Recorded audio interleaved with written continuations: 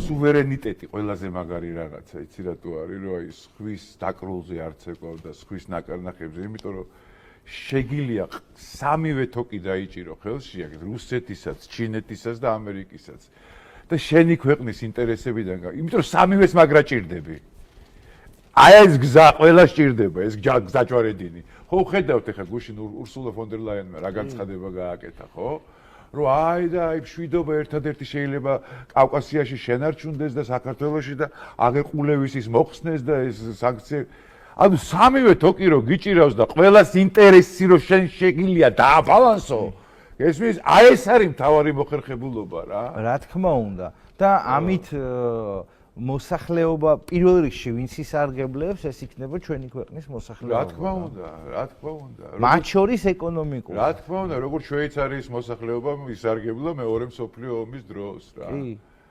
და მე მგონია, რომ მით უმეტეს ჩვენნაირი ქვეყნისთვის, ზომით ჩვენნაირი და მოსახლეობით ჩვენნაირი ქვეყნისთვის მთავარი სასაუბრო ენა არის დიპლომატია, რომელსაც ალტერნატივა არ გააჩნია. კი ბატონო და ეხლა კიდე მაგაზე მინდა ვთქვა, რომ ეხლა დებატებს ხო ბიდის ხოლმე რა დებატები, ეხლა ხო იცი დაიწყო დებატები და რაღაცა და აი მოკლედ არ ვიცი რა, ესე იგი დონე თვითონ რა, აი პოლიტიკოსების დონე საქართველოში რა, აი როგორ გითხრათ, აი იმიტომ არ ვიძახი რომ რაღაცა და აი მე დაუშვათ კონკრეტულად ამ სიტუაციაში დღეს და სანამ საქართველოს ეხა დაუშვათ ამ ხელვაში არ გაივლის ყველაზე უფრო ამ ხელისუფლების მწამდა მგონია რომ გაატარებს ყველაზე მაგრად საქართველოს ამ ხელვაში ეს ხელისუფლება ისედაც როგორ ჩანს რომ აი როგორ სადა დედამიწა ირაკლი კობახიძეს შორის და აი და ყველა დანარჩენს შორის რა.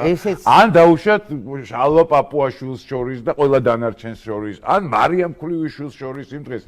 ნუ არ ვიცი, ისეთი მაგარი რაღაცეები ილაპარაკა იმ გოგომ, რომ მე მართლა არ მეგონა რომ ხა ეს აი საერთოდ აი სადა დედამიწა არის და მე ვფიქრობ, რომ ძალიან სწორი და ძალიან კარგი ნაბიჯი, კარგი ჟესტი არის ხელისუფლების მხრიდან დებატების სივრცის გახსნა და სხვათა შორის მეორე მხარე, ოპოზიციის მხარე როგორ არის წარმოჩენილი, ესეც ჩანს რამზაობა ოპოზიციის მხრიდან, თუნდაც პერსონიფიცირებით რომ მივყვეთ რამზაობა მათი მხრიდან, მაშინ როდესაც ხო მთელი ამ პერიოდის განმავლობაში სულ გვესმოდა რომ დებატები რატო არ არის, აგერ არის ბატონო რა და სად არიან ლიდერები.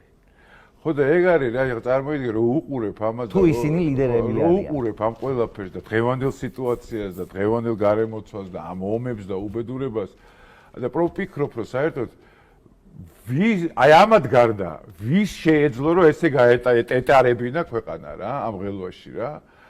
ნუ აი ვის ენდობოდი, აი შენ მაგალითად ვის ენდობოდი? მე არ მაქვს მაგ კითხვაზე პასუხი. აი ეგ არის რა.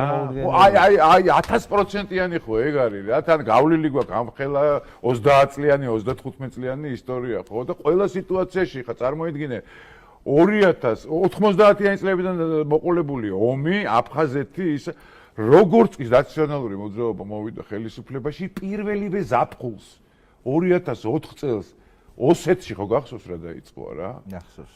მერე 2008-ში რა დაიწყო? მერე ეს ვით აგენტომანია რო დაიწყო და ეს ვიღაცები რო დაიჭირეს და მერე რუსები დაიჭირეს, მერე ებრაელები დაიჭირეს, მე სულ რაღაც შიშის ქვეშ. მერე 2008 წლის ომი. მერე იძახის რომ ეს მიწა ქვაღორღიანი მიწა აი წარმოვიდგინე, ეხ ამ ხელა 13 წლიანი მშვიდობა წარმოიდგინე, ეს როგორ ვერ უნდა დააფასოს კაცმა რა. და აი ესეთი ბრძნული პოლიტიკა რა. თუ ადამიანს მართლა ოდნავ რაღაცა twin-ი აქვს თავში და რაღაცა აი კონკრეტულად მიკერძოებული არ არის ვიღაც ესე ვთქვათ ბელადის ბჭყალებში მიმართ რა. აი წარმოდგენა არა მაქვს რა, იმიტომ რომ რა ვიცი, მე მგონი რომ ყველაზე უმაგრად მოძრაობთ, ხა რაც კი ჩვენ გარშემო გინდას აზერბაიჯანი ავიღოთ, გინდას თავარია შევინარჩუნოთ. თავარია შევინარჩუნოთ.